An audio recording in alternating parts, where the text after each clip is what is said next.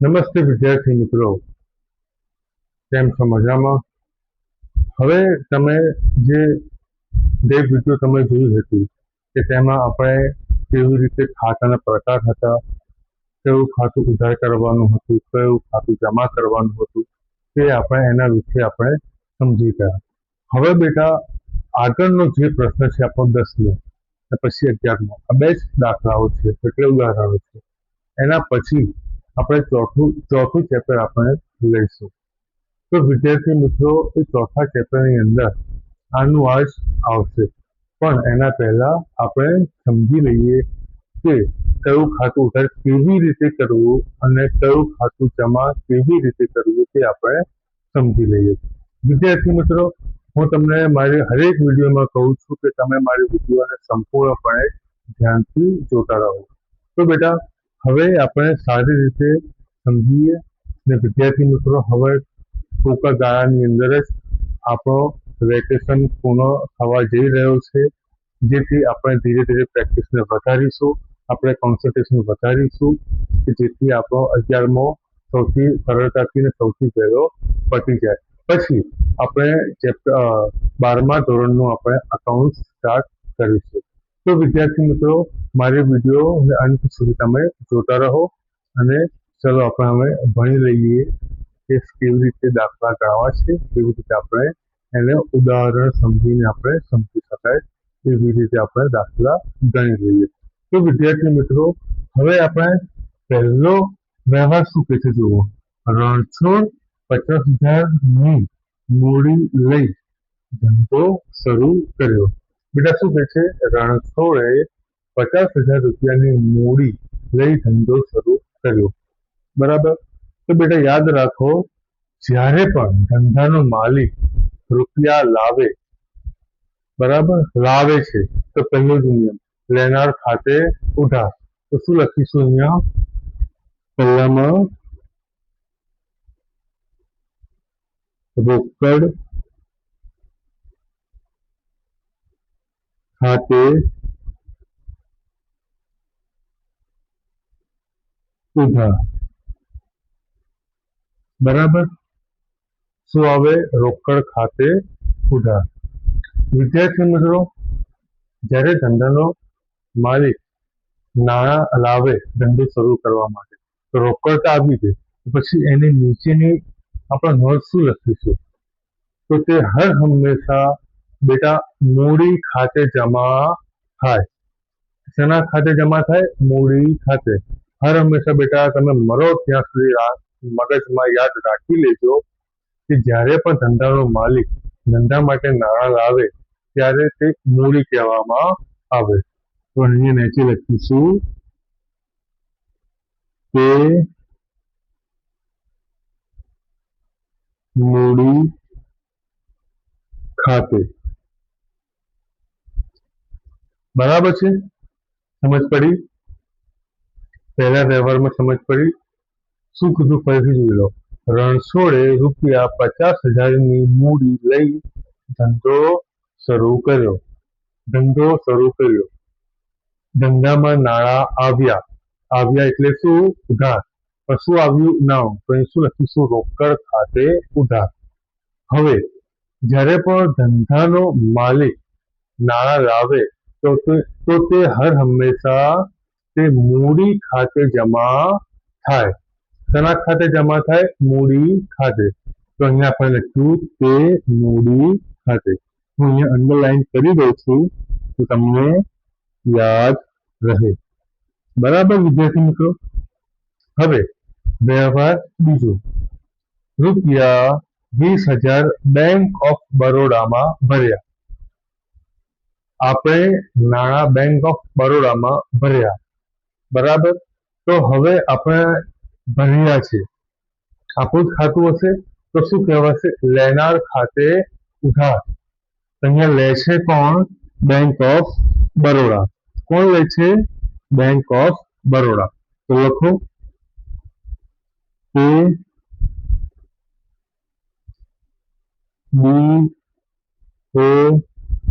BOB ખાતે ઉધાર. બરાબર વિદ્યાર્થી મિત્રો, રોકડા કોણ લે છે? Bank of Baroda. કોણ? Bank of Baroda. એટલે હર હંમેશા લેનાર ખાતે ઉધાર થાય. પછી આપણે ધંધામાંથી શું જાય છે? રોકડા. તો તે રોકડ ખાતે. શું લખીશું અહીંયા?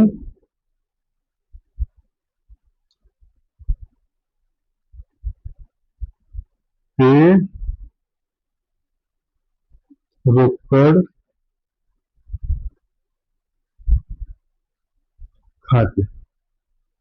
બરાબર વિદ્યાર્થી મિત્રો, એકને એક વ્યવહાર તમને બીજી વખત સમજાવું છું તો ભૂલ ના પડે એવું હું આશા રાખીશ. ધંધામાં 20,000 રૂપિયા બેંક ઓફ બરોડામાં આપ્યા. સાદી ભાષામાં હું તમને સમજાવું તો લેનાર અહીંયા કોણ છે? Bank of Baroda. તો એનું ખાતું શું થશે? ઉધાર. બરાબર, બેંક ઓફ બરોડા ખાતે ઉધાર. આપે છે કોણ? જાય આપણા ધંધામાંથી જાય છે શું? તો રોકડા. તો શું લખીશું આપણે? રોકડ ખાતે જમા. બરાબર, અહીંયા લખી દીધું. હવે જુઓ, રૂપિયા 2,000 નો માલ ખરીદ્યો. હવે ખરીદ્યું એટલે આવશે, આવે તો શું? ઉધાર. શું ખરીદ્યું? માલ. તો લખી દો ખરીદ ખાતે ઉધાર. બરાબર, ખરીદી છે. અહીંયા કોઈ વસ્તુનું નામ આપ્યું નથી એટલે આપણે શું લખીશું? ખરીદ ખાતે ઉધાર. બરાબર, કોઈ પણ વસ્તુનું નામ ન લખ્યું ને બેટા ત્યારે લખી દેવાનું ખરીદ ખાતે. બરાબર, હવે શું છે? રૂપિયા 2,000 નો માલ ખરીદ્યો રોકડેથી. શું કીધું છે પાછળ જુઓ? રોકડેથી. રોકડ ધંધામાંથી જાય, જાય તો જમા. તો આપણે નીચે લખીશું તે રોકડ ખાતે. બરાબર, સમજ પડી? ત્રીજા વ્યવહારમાં રૂપિયા 2,000 નો માલ ખરીદ્યો. ખરીદ્યો એટલે આવે છે આપણા જોડે, તો ખરીદ ખાતે ઉધાર. તો આપણે એમને એમ તો લીધું નથી, આપણે રોકડા ચૂકવ્યા છે એટલે રોકડ જાય છે. તો રોકડા જાય તો તે જમા થાય. બરાબર, હવે જુઓ ચોથો વ્યવહાર. રૂપિયા 6,000 નો માલ રાધાને વેચ્યો. શું કીધું છે? રાધાને વેચ્યું. હવે અહીંયા જુઓ, રાધાને શું લખ્યું છે? રાધાને. અહીંયા કંઈ પણ રોકડ શબ્દનો ઉલ્લેખ નથી.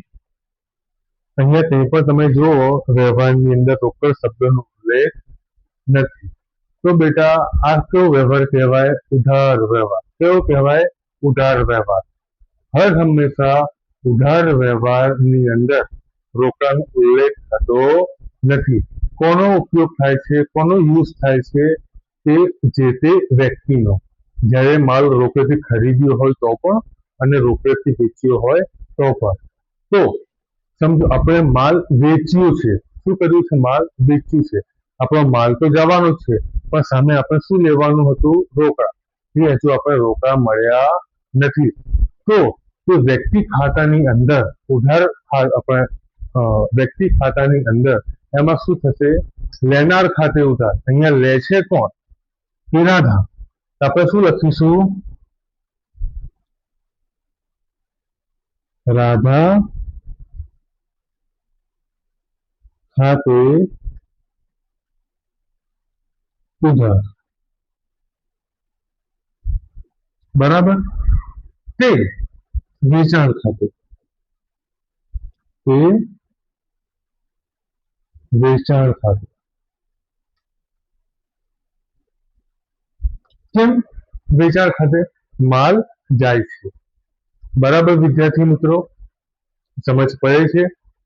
આપણે રાધાનું નામ કેમ લખ્યું અને વેચાણ ખાતે કેમ લખ્યું? સમજ પડે છે? ના પડે તો બેટા મને કોમેન્ટમાં પૂછી લેજો. હવે જુઓ, ₹1000 નો માલ રોકડેથી ખરીદ્યો. શું કર્યું છે? જુઓ, અહીંયા શબ્દ શું આવે છે? રોકડ આવે છે કે નથી આવતો? અને ખરીદ્યું. ખરીદ્યું છે એટલે આવશે તો ખરીદ ખાતે ઉધાર તે રોકડ ખાતે. રોકડ ખાતે કેમ કે રોકડ જાય છે અને માલ આવે છે.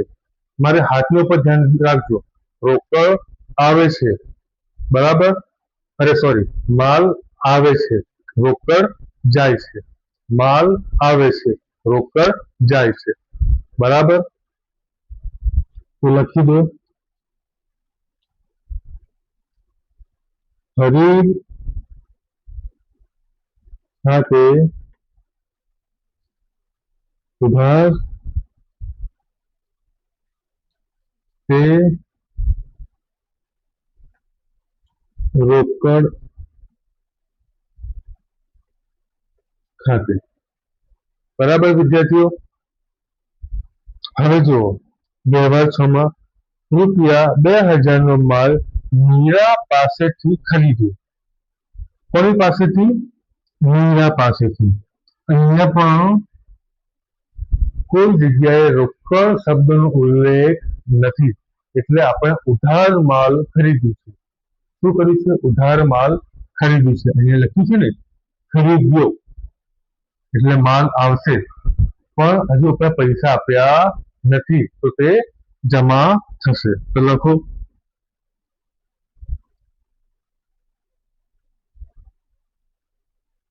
ખરીદ ખાતે ઉધાર તે મીરા ખાતે. વ્યક્તિ ખાતાનો નિયમ શું હતો? લેનાર ખાતે ઉધાર, આપનાર ખાતે જમા. શું હતો? લેનાર ખાતે ઉધાર, લેનાર ખાતે, આપનાર ખાતે. તો અહીંયા આપે છે કોણ? મીરા. કોણ આપે છે? મીરા. આ રહ્યું જુઓ, મીરા. તો તે એનું ખાતું આપણે જમા કર્યું. બરાબર વિદ્યાર્થી મિત્રો? આપણે મીરા પાસેથી માલ ખરીદ્યો. આપણે પૈસાને જોવા જ નથી. પૈસાનું અત્યારે કોઈ મહત્વ નથી. જ્યારે આપણે ચેપ્ટર 4 માં આપણે જોઈશું આમનોંધની અંદર, ત્યારે આ 3000, 50,000 કે લાખ રૂપિયા કે કરોડ રૂપિયા, ત્યારે એની જરૂર પડશે. પણ અત્યારે તમે સમજી લો કે આ રૂપિયાની જરૂર નથી. આપણે આ વ્યવહારોને સમજવાના છે. તો વિદ્યાર્થી મિત્રો, આપણે મીરા પાસેથી માલ ખરીદ્યો, બરાબર? આવે તો ઉધાર. શું લીધું? માલ. તો ખરીદ ખાતે ઉધાર, બરાબર? પછી એણે મીરાને આપ્યો, આપનાર ખાતે જમા, બરાબર? સમજ પડી? અહીંયા આપણને આપે છે કોણ? મીરા. તો તેનું ખાતું આપણે જમા કર્યું. હવે વિદ્યાર્થી મિત્રો જુઓ, વ્યવહાર નંબર 7, ₹1000 નું ફર્નિચર ખરીદ્યું. હવે અહીંયા આપણે શું કરતેલા? ખરીદ્યું. હરેકમાં ખરીદ્યું કરતેલા. અહીંયા આપણે શું લખેલા? ખરીદ, ખરીદ, ખરીદ, બરાબર? અહીંયા હવે ખરીદ નહીં લખવાનું. અહીંયા શું લખવાનું? ફર્નિચર. ફર્નિચર ખાતે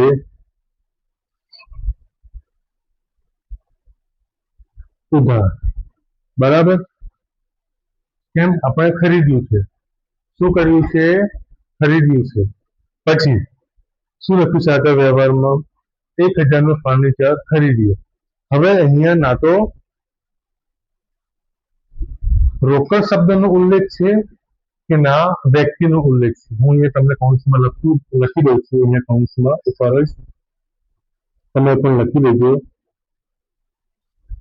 જે વ્યવહારમાં રોકડ કે વ્યક્તિનું નામ ન હોય તો તે રોકડ વ્યવહાર છે તેમ સમજવું. વિદ્યાર્થી મિત્રો આ ખાસ યાદ રાખજો અને લખી પણ લેજો. બરાબર. તો વિદ્યાર્થી મિત્રો 1000 નું ફર્નિચર ખરીદ્યું છે તો ફર્નિચર ખાતે ઉધાર થયું તો આપણે ના ચૂકવી જ આપણે એવું માની લેવાનું. ભલે ને અહીંયા રોકડ શબ્દનો ઉલ્લેખ હોય કે ના હોય, અહીંયા વ્યક્તિનો પણ ઉલ્લેખ નથી એટલે અહીંયા વ્યક્તિનું નામ પણ આવશે નહીં. એટલે આપણે શું લખીશું? રોકડ ખાતે. તો તે રોકડ ખાતે. બરાબર. સમજ પડી કે ના પડી? હવે જુઓ, ₹300 નો પરચુરણ ખર્ચ થયો. શું થયો? પરચુરણ ખર્ચ. હવે યાદ કરો, ત્રીજો પ્રકાર કયો હતો? નુકસાન કે ખર્ચ ખાતે ઉધાર કરવું અને આવક કે નફામાં જમા કરવું. વ્યવહાર હતો કે નહીં?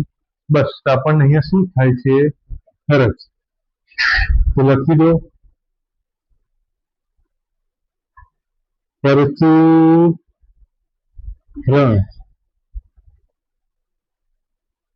ખર્ચ ખાતે ઉધાર. બરાબર.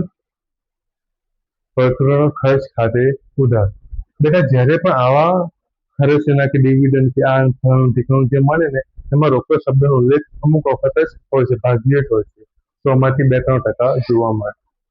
તો અહીંયા ખર્ચ થયો તો બેટા આપણે પૈસા ઓન ધ સ્પોટ આપણે આપી દીધા છે, આપણે એવું માનીને ચાલવું પડે. બરાબર. તો લખી દો કે રોકડ ખાતે. બરાબર. આપણો 8મો વ્યવહાર પણ પૂર્ણ. હવે જુઓ 9મો વ્યવહાર. ₹200 નું ડિવિડન્ડ મળ્યું. શું મળ્યું? ડિવિડન્ડ મળ્યું. બરાબર. તો ધંધામાં શું આવશે? રોકડા આવશે. તો આવે તો ઉધાર. તો શું આવે છે? રોકડા. તો લખી દો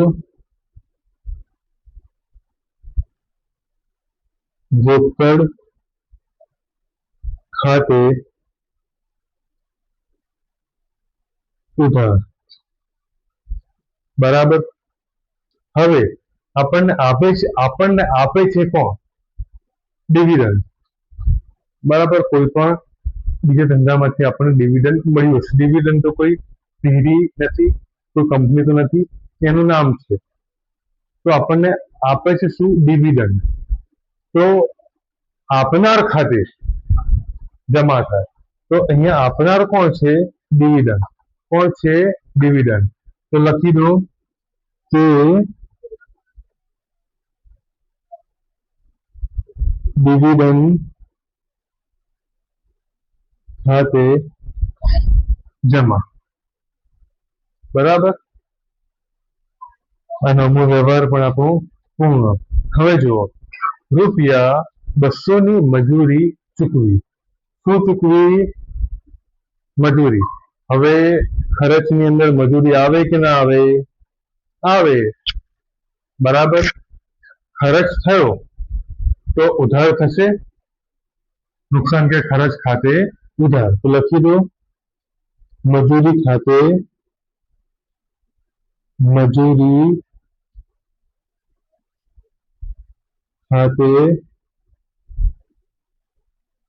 ઉધાર. બરાબર. તે રોકડ ખાતે. કેમ રોકડ ખાતે? કેમ કે ચૂકવી છે. પાછળ સ્પષ્ટ કરી દીધું છે કે પૈસા આપણે આપી જ દીધા છે. અમે દેવું રાખતા જ નથી એવું વાત કહેવા માંગે છે. પૈસા આપી દઈએ તો તે રોકડ ખાતે. બરાબર, સમજ પડી? હવે જુઓ 11મું પોઈન્ટ ખૂબ અગત્યનું છે. જુઓ અગત્યનું કેટલું કેમ તે પણ સમજવા જેવું છે. રૂપિયા 15,000 નું યંત્ર, હું હાઇલાઇટ કરું છું, યંત્ર રમેશ બ્રધર્સ પાસેથી ખરીદ્યું. અહીંયા પણ કંઈ પણ રોકડ શબ્દનો ઉલ્લેખ નથી. તો કોની પાસેથી ખરીદ્યું છે? રમેશ બ્રધર્સ. કોના પાસેથી? રમેશ બ્રધર્સ. તો આવે છે અહીંયા માલ નથી આવતો, યંત્ર આવે છે. સ્પેસિફિક માલનું નામ પણ આપણને કહી દીધું. તો યંત્ર આવે છે, તો યંત્ર ખાતે ઉધાર. તો લખી દો યંત્ર ખાતે ઉધાર. બરાબર. હવે જુઓ આપણને રોકડ શબ્દનો ઉલ્લેખ નથી, તો કોનો? અહીંયા વ્યક્તિનો ઉલ્લેખ છે. બરાબર, વ્યક્તિનો અહીંયા ઉલ્લેખ કર્યું છે.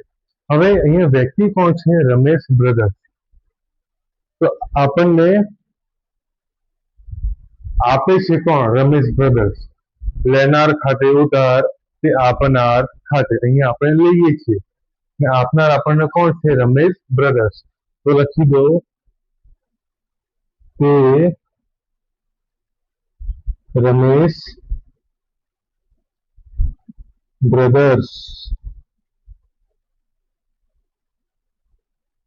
ખાતે. બરાબર.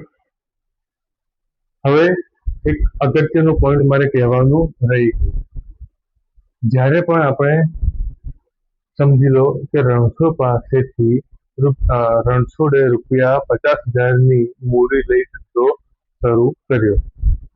રોકડા આવી ગયા તો રોકડ ખાતે ઉધાર તો થઈ જશે, પણ તે મૂડી ખાતે જમા એમ બોલીશું ખરા, પણ આમનોંધની અંદર અહીંયા કંઈ પણ જમા લખેલું નહીં હોય અને લખવાનું પણ નહીં.